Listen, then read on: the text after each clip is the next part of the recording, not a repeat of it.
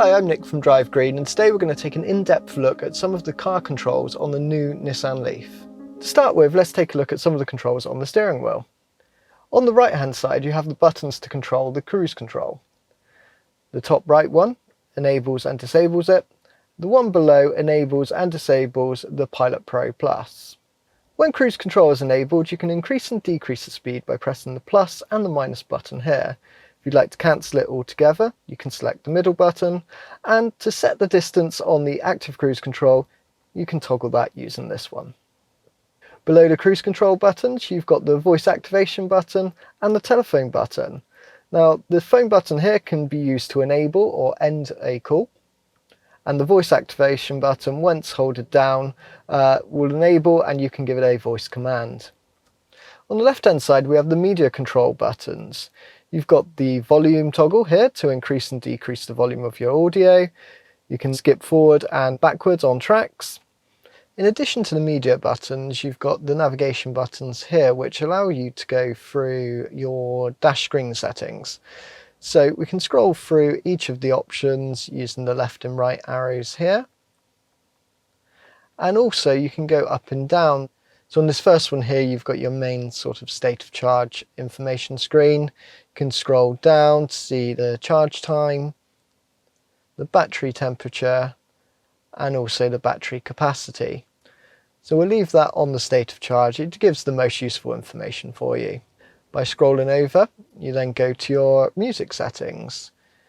On here, if you press OK, you can change and cycle between the AM, FM and DAB radio. If you have any other audio devices connected, either via USB, Bluetooth or auxiliary, you can also select those from here as well.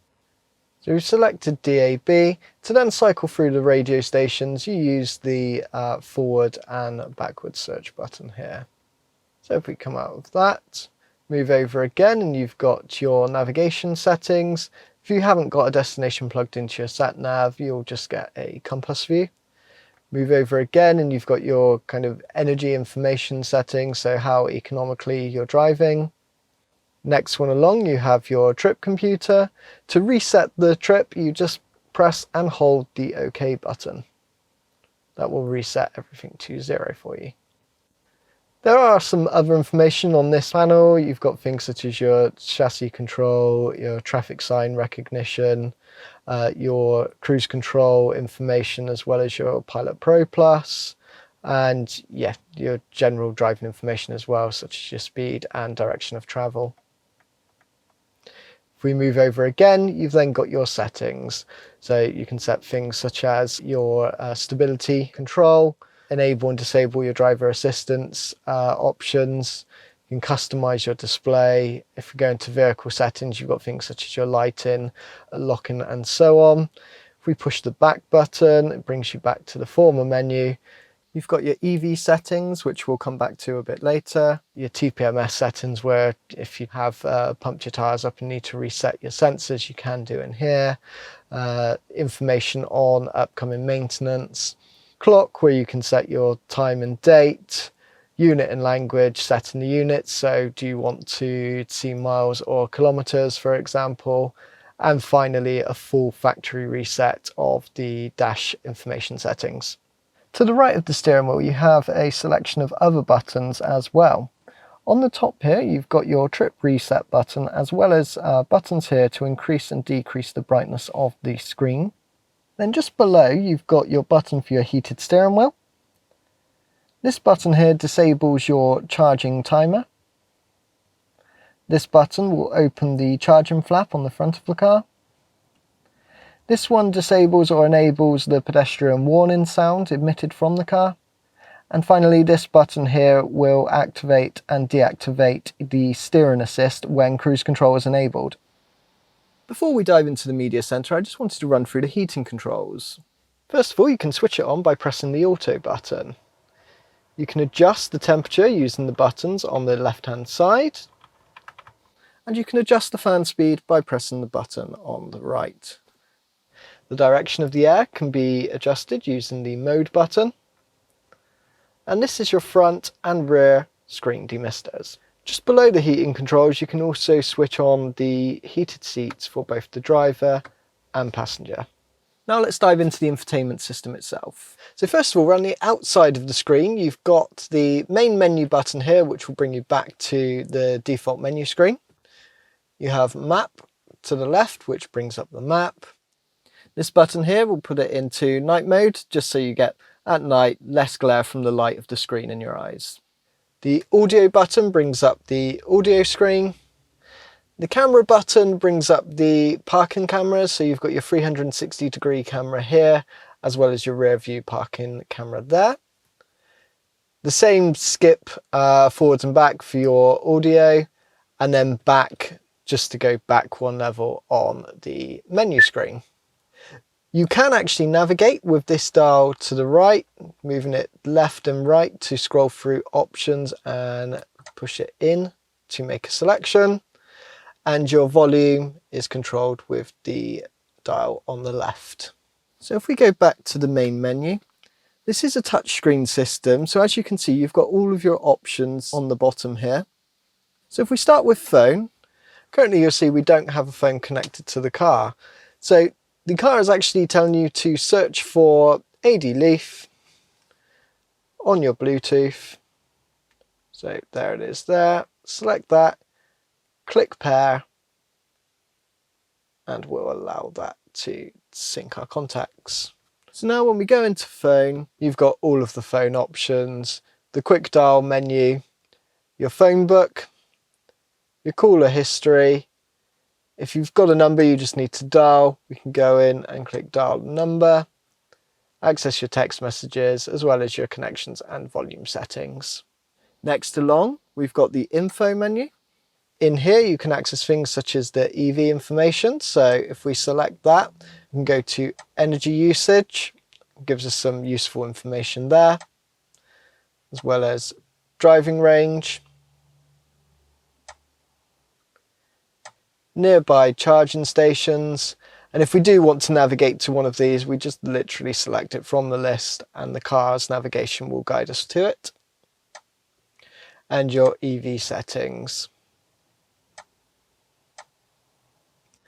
Under audio, you can change your audio source at the bottom here. So you've got your AM, FM, and in this case, DAB radio. You can connect your phone via Bluetooth and listen to the audio from your phone itself. And you can also connect a USB device as well. We're on DAB radio at the moment. As you'll see just above it, you can scroll through all of the different DAB radio stations that are available. You've got your map and navigation settings in here. You can configure your home location, so you've got this handy button here just to go home. Points of interest, so you can search for things such as fuel stations or restaurants nearby. Destination, so again, you've got another option to navigate back to your home. You can look at previous destinations, or if you happen to know the address that you're going to, postcode or city, you can enter that in here. Go back to our main menu. In connections, this is where you can add further telephone devices. The Nissan Leaf will allow you to have up to 6 telephones connected. You can also manage your Wi-Fi connections, as well as control any device that is connected to the USB socket. Under apps, this is just any of the devices that are connected to the car with the car's phone application. Finally, we've got settings. So in here, you've got your connections, which we've just seen under the phone preparation settings. You've got your phone settings. Under navigation, in here you can set things such as what you want to be shown on the left-hand side of the map, be that the next instruction or the list of instructions to come and so on. You've got your map icons that you can enable and disable. Under more settings, you've got your map orientation, which, yeah, some people prefer just to have the map always facing north, whereas a lot of people prefer the direction of travel, amongst other options in here as well. Under guidance settings, you can adjust the output volume of the guidance voice, as well as just switching it off altogether, and your traffic announcement and toll booth notifications as well. In route preference, you can choose what your default route type is. So in this case, it's eco, but that can be set to the fastest or the shortest distance. And you could change things such as, the estimated time it gives you. Is that going to be for your next waypoint or the actual final destination? You can also adjust some of the settings for your traffic info, safety guide. The address book is good because that's where you can enter your home location, or also add a work location as well, so it's easier to navigate to both home and work. And you've got the option to reset the navigation options at the bottom here as well. Under sound settings, in here you can adjust the bass, treble, and basically the equalizer of the car stereo system. You can also adjust the speed sensitive volume in here as well. So for example, if you're driving on the motorway at a higher speed, the volume will automatically increase just to counteract the increase in ambient noise around you. You've got volumes and beeps, which you can switch off all of those notifications, clock to adjust the time and date settings. You can also customize the home menu in here as well if you like. In here you can choose different shortcuts or widgets that are displayed on your main menu. So if we go back to the main menu, so right now we've got a handy shortcut to take us back home or navigate us to previous destinations, in addition to having the active media source controls in front of us. Now, one thing you won't find in the infotainment screen, like you would in a lot of other EVs, is the climate and charging timers. That's actually controlled back within the dash display. So if we scroll over to the settings menu on the end and then scroll down to EV settings, click OK. In here is where you can set your charging timer. So if you're on, for example, a flexible energy tariff, you can actually set the car to charge between two specified times, be that, for example, between midnight and 4 AM, just so you're making the most of that cheaper tariff. Also, if we come out of there, you've got the option here to set your climate control timer as well. So if you know that you're going to be leaving the house at 7 o'clock in the morning, you can set the car to preheat itself to a specific temperature for 7 o'clock. So when you get in the car in the morning, everything's all heated up and ready to go. So if we go into this here, you can enable it, set the departure time, the desired temperature, and also set which days of the week you want this to apply.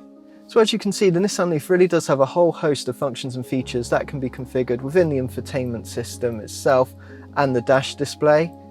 One thing I would encourage you to do is just spend half an hour or so running through the menus and setting everything to your own preferences. If you do have any questions, please feel free to put them in the comments below or give our team a call. We're always very happy to help our customers.